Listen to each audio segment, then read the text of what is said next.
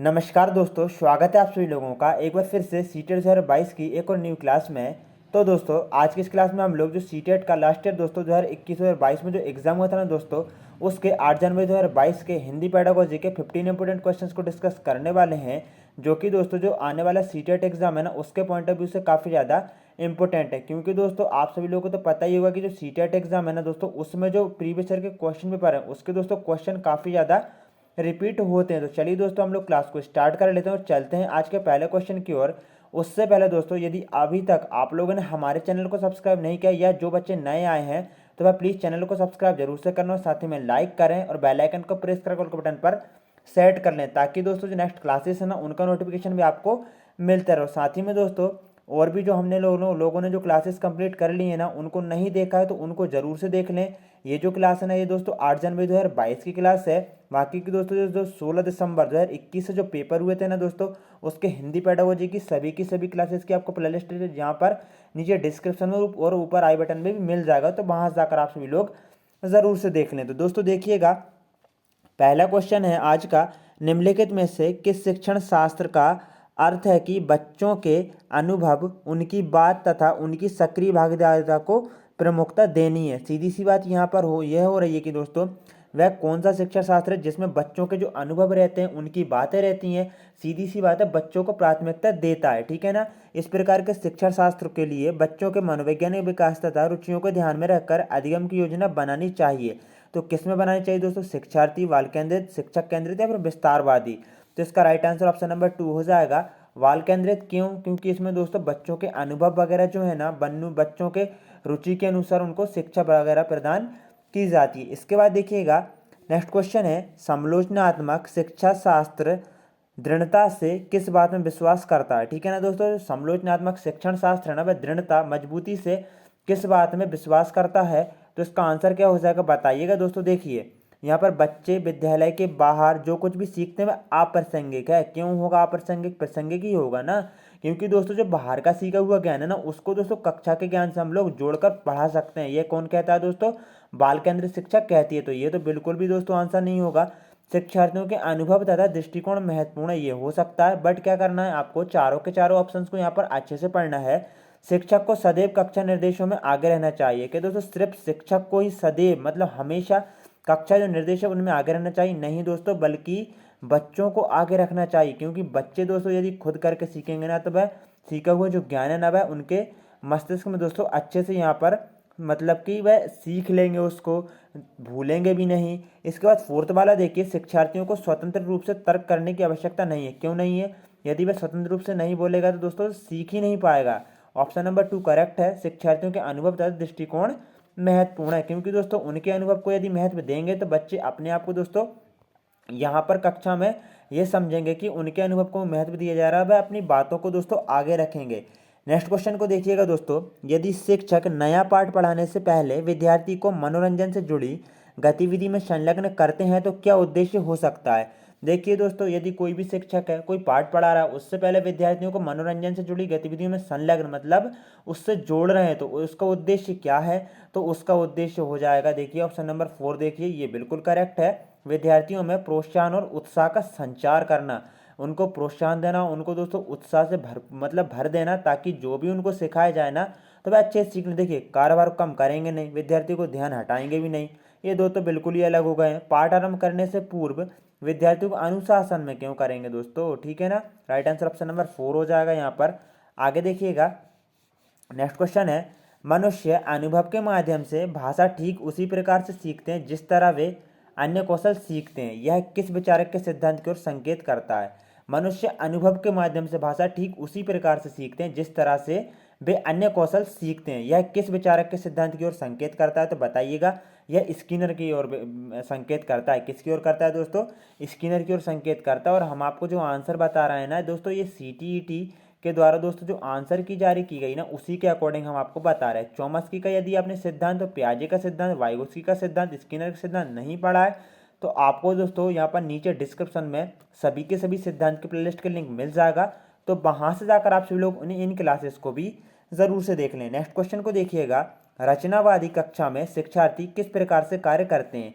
दोस्तों जो रचनावादी शिक्षा मतलब जो कक्षा रहती है उसमें बच्चों को ज़्यादा से ज़्यादा सोचने पर विचार किया जाता है। तो दोस्तों किस प्रकार से कार्य करते हैं, ऑप्शन नंबर फर्स्ट बिल्कुल सही हो जाएगा, समूह में अंतःक्रिया। मतलब दोस्तों देखिए कुछ बच्चे इस साइड हैं और कुछ बच्चे मतलब कि इस साइड है, तो एक दूसरे के विचारों का आदान प्रदान करेंगे, तो इससे क्या होगा दोस्तों, एक दूसरे से सीखेंगे। तो यहाँ पर समूह में अंतःक्रिया करते हैं तथा कक्षा में आवाजें करते हैं। तो ये क्या हो जाएगा दोस्तों, ये रचनावादी कक्षा के उद्देश्य होता है। अपनी कॉपी में सभी सभी विकल्प लिखते हैं, ये भी नहीं केवल शिक्षक नेगेटिव टैग वर्ड्स किसी भी तरह के अंतःक्रिया क्यों नहीं करेंगे। तो दोस्तों यहाँ पर बिल्कुल इजी पेडागोजी है, कोई भी यहाँ पर दिक्कत हो तो आप हमें कमेंट बॉक्स में पूछ सकते हैं। बाकी का दोस्तों नेक्स्ट क्वेश्चन देखिएगा। नेक्स्ट क्वेश्चन है काफ़ी इजी क्वेश्चन है, निम्नलिखित में से कौन सा भाषा शिक्षण के सिद्धांत के रूप में नहीं लिया जा सकता, नहीं पूछा गया है, ठीक है ना। आपको क्वेश्चन को अच्छे से पढ़ना है कि नहीं लिया जा सकता है, तो किसको नहीं लिया जा सकता है दोस्तों देखिएगा। यहाँ पर विशिष्ट रूप से पठन कौशल पर बल देना, नेगेटिव टैग वर्ड्स है और नेगेटिव की क्वेश्चन है, तो यहाँ पर नेगेटिव ही हम आंसर लगाएंगे ना। तो यहाँ पर बल देना यह नहीं लिया जा सकता। देखिए चयनित तो श्रेणियों में बांटेंगे, है ना, एकीकृत तरीके से शिक्षण भी करेंगे, अधिक से अधिक अवसर भी देंगे। यहाँ पर दोस्तों देखिए चयन श्रेणियों में बांटने का मतलब ये नहीं है कि उनको अलग अलग कर दिया है, श्रेणी मतलब कुछ बच्चे इस साइड हैं, ठीक है ना, और कुछ बच्चे इस साइड हैं, तो समूह बना दिए गए हैं उनके, जिससे क्या होगा दोस्तों, बच्चे ज़्यादा से ज़्यादा सीखेंगे। इस प्रकार से यहाँ पर इसका मतलब ये है श्रेणियों का। आप इसको कुछ और नहीं समझेंगे कि दोस्तों उनको उत्तीर्ण उत्तीर्ण में उनमें नहीं बांटना है। तो यहाँ पर राइट आंसर ऑप्शन नंबर 2 हो जाएगा। आगे देखिएगा दोस्तों, नेक्स्ट क्वेश्चन है, सहपाठी एक दूसरे के प्रति स्वीकृति का भाव रखें। मतलब जो सहपाठी हैं वह एक दूसरे के प्रति स्वीकृति का भाव रखें, इसके लिए किस तरह का कक्षाई परिवेश उपयुक्त है। तो किस तरह का जो है ना वह कक्षाई परिवेश उपयुक्त है, तो विविधता वाले शिक्षार्थी वाली समावेशी कक्षा, तो ये वाला परिवेश काफ़ी ज़्यादा उपयुक्त है दोस्तों। बाकी के क्वेश्चन आप पढ़ते जाइएगा, आपको खुद ब खुद समझ में आ जाएगा कि ये आंसर मतलब बिल्कुल किस प्रकार से हम लोग यहाँ पर डिस्कस कर रहे हैं। आगे देखिएगा दोस्तों, यहाँ पर नेक्स्ट क्वेश्चन है, निम्नलिखित में से कौन सा उपचारात्मक शिक्षण का उद्देश्य नहीं है, आपसे पूछा गया नहीं है। देखिए यहाँ पर एक बात ध्यान से सुनिएगा कि जब बच्चा से दोस्तों कुछ भी हम कार्य कराते हैं तो उसको दोस्त सबसे पहले उसका निदानात्मक जो है ना उसको निदानात्मक परीक्षण किया जाता है, ठीक है। निदानात्मक परीक्षण के बाद में निदानात्मक जो परीक्षण है उसमें बच्चे ने जो कार्य किया उसमें गलतियों को देखा जाता है, मतलब उसको कहाँ पर समस्या हो रही है उसको देखा जाता है। अब उसको देख लिया, अब उस समस्या को हटाने के लिए कौन सा शिक्षण प्रदान किया जाता है, उपचारात्मक शिक्षण प्रदान किया जाता है। तो आप समझ गए होंगे। तो उपचारात्मक शिक्षण का उद्देश्य कौन सा नहीं है, देखिए अप्रभावकारी आदतों को हटाना ये तो है, उन भाषा तथ्यों को दोबारा पढ़ाना जो उन्हें सही तरीके से नहीं सीखे, बिल्कुल पढ़ाएंगे, क्योंकि दोस्तों वह सीखे ही नहीं है। शिक्षार्थियों को अच्छी तरह से रटाना तो बिल्कुल नहीं होगा दोस्तों। यहाँ पर नेगेटिव है और नेगेटिव टैग वर्ड है, तो राइट आंसर ऑप्शन नंबर 3 बिल्कुल करेक्ट हो जाएगा यहाँ पर, ठीक है ना। उद्दीपन उपागमों के साथ शिक्षार्थियों में अधिगम के लिए रुचि जागृति ये भी करेंगे, बट दोस्तों ऑप्शन नंबर 3 नहीं करेंगे। तो राइट आंसर ऑप्शन नंबर 3 क्योंकि नहीं पूछा गया है। आगे देखिएगा दोस्तों, नेक्स्ट क्वेश्चन है, भाषा पढ़ाते समय विद्यार्थियों की प्रतिभागिता को बढ़ाने के लिए कौन सा सबसे उपयुक्त उपागम होना चाहिए। क्या भाषा पढ़ाते समय विद्यार्थियों की प्रतिभागिता को बढ़ाने के लिए कौन सा सबसे उपयुक्त उपागम होना चाहिए। तो इसका राइट आंसर क्या हो जाएगा यहाँ पर बताइएगा। राइट आंसर ऑप्शन नंबर 2, क्यों, क्योंकि संप्रेषणात्मक उपागम है, इसमें समय विद्यार्थी की प्रतिभागिता को बढ़ाने के लिए, किसमें, भाषा में। जब संप्रेषण का मतलब क्या होता है दोस्तों, संप्रेषण का मतलब होता है, यहाँ पर ध्यान दीजिएगा, संप्रेषण का मतलब होता है आदान प्रदान करना अपने विचारों का। तो अपने विचारों का आदान प्रदान होगा तभी तो बच्चे सीखेंगे भाषा को। तो राइट आंसर ऑप्शन नंबर 2 संप्रेषण उपागम बेटर रहेगा। आगे देखिएगा, नेक्स्ट क्वेश्चन है,